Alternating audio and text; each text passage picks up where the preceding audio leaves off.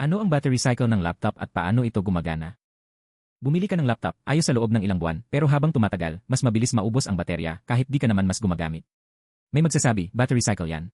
Pero ano ba talaga ibig sabihin noon? Alamin natin ng simple at may tamang impormasyon. Ano ang battery cycle? Ang battery cycle ay isang buong pag-charge at buong pag-discharge mula 100% hanggang 0% at balik sa 100%.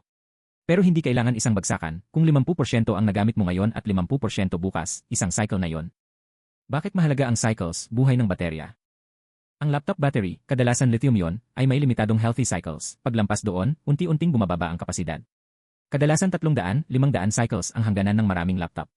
Kung madalas gumamit ng baterya, paulit-ulit na charge, discharge o hayaan itong maubos ng wala sa oras, dadami ang cycles at bibilis ang pagkasira.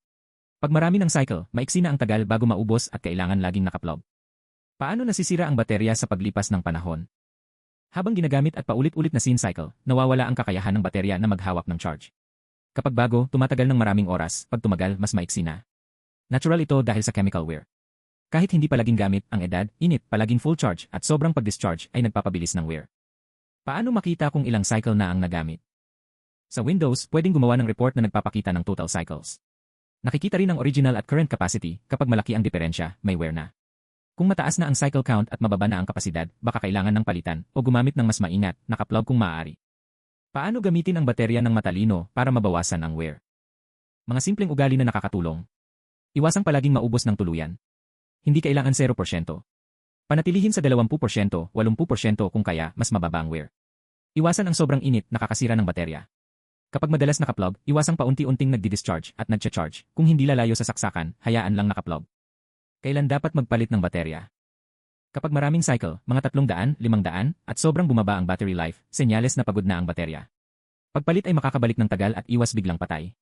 Dapat ding pag-isipan ang pagpalit kapag umiinit ng sobra, namamaga o sobrang bilis ma-drain, maaaring may problema bukod sa normal na wear. Huling bod.